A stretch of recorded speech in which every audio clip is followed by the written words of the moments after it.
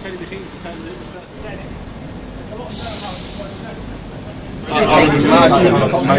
It's been 5 years, believe it or not, since WEAF was last in SKF, and I thank very much SKF for the opportunity.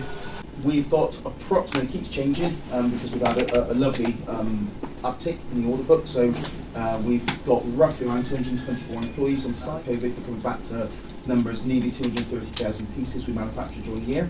Across approximately 825 different part numbers. We actually have roughly around 16,000 live part numbers in the order book.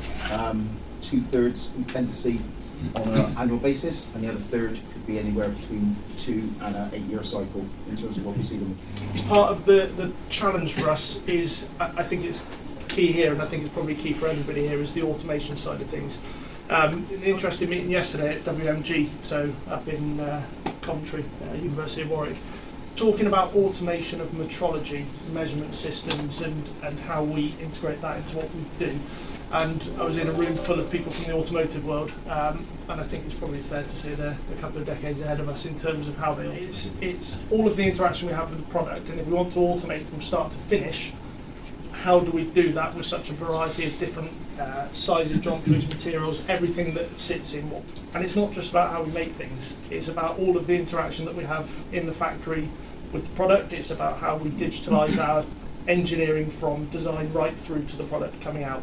So now, machine tending, so using cobots, using industrial robots to take the, I think Colin said, the mundane menial tasks that don't really add any value, and using the operators in a much better way to add value to our product.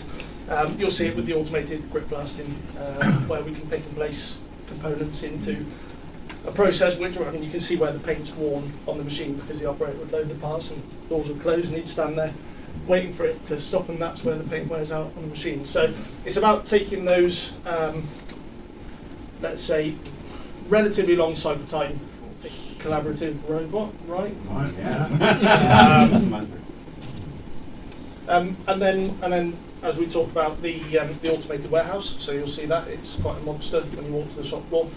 Again, like Alton said earlier, we struggle for space here, so it's about being creative. We store lots of product, WIP, stock, those kind of things, dotted around the shop floor in stock locations, and actually we've gone full height because we can't put a second story in, so we've gone full height, and the density of that storage is much better than what we have. Part of that then with the MERS, the AGVs, so the robots which will deliver the parts around the factory to the next process, delivered to stock, those kind of things. Again, we're paying skilled people to do a skilled job, running machines, making parts, engineering. When they spend lots of their time going to a shelf and looking for the next part, and you lose an hour in a day of their time, then we're not getting value for money. We're not using them to the best of their capacity, and they are frustrated because they are able to do the thing they come to work to do. So it's about not just, like I say, the process, it's about the things in Cartesian robots, fast, reliable, they work. So when we started the journey, we started to look for a relationship. We did visit AMRC up in Sheffield with Alton and another guy, and it's a stunning facility. If you are looking at ways of doing different machining and large complex machining and complex parts and this sort of thing, you would go there. There's no question. That's where you go. But it's not us. We are much more high volume compared to our aerospace cousins in the other SKF factories, but we're not mass volume like automotive or anything like that. We're somewhere in the middle. And we felt that WMG got more of that philosophy of, we want to make regular parts, but more variety. We wanted that feedback in the manufacturing process, which we thought WMG got.